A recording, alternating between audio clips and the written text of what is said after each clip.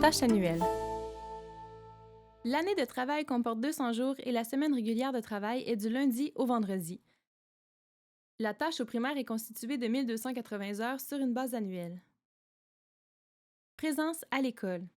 Les enseignantes et enseignants sont tenus d'être présents à l'école 30 heures par semaine en moyenne pour l'équivalent de 1200 heures sur une base annuelle. De plus, 2 heures en moyenne par semaine ou 80 heures sur une base annuelle sont effectuées au lieu et au moment déterminés par l'enseignante ou l'enseignant. La tâche annuelle se divise en deux grandes catégories d'activités. La tâche éducative, 828 heures ou 23 heures par semaine en moyenne.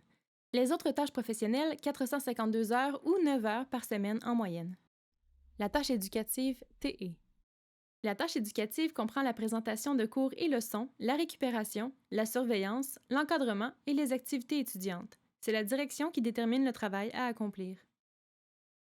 Les autres tâches professionnelles se subdivisent en trois parties. Les autres tâches professionnelles qui sont assignées par la direction, c'est-à-dire que c'est la direction qui détermine le travail à accomplir pour un maximum de 252 heures. 200 heures sont réservées aux enseignantes et enseignants afin d'effectuer des tâches professionnelles pour lesquelles ils déterminent le travail et le moment pour l'accomplir dans le respect de la fonction générale. Ces heures comprennent les 10 rencontres collectives et les 3 premières réunions avec les parents.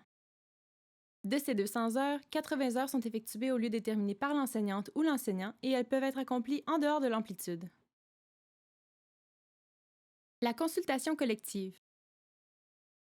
L'organisme de consultation et de participation des enseignantes et enseignants est consulté dans le cadre de la répartition des fonctions et des responsabilités conformément aux ententes locales.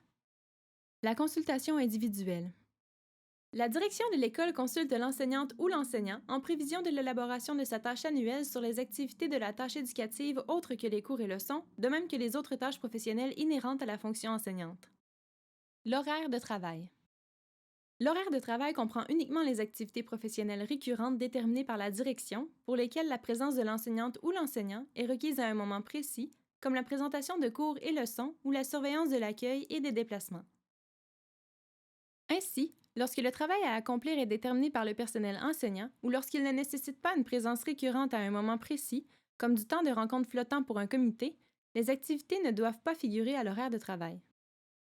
Pour les activités ne figurant pas à l'horaire de travail, la personne enseignante détermine les moments de leur accomplissement.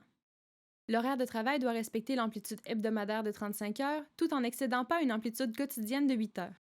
Dans les deux cas, ces amplitudes excluent la période de repas ainsi que le temps requis pour les 10 rencontres collectives et pour les 3 premières réunions avec les parents.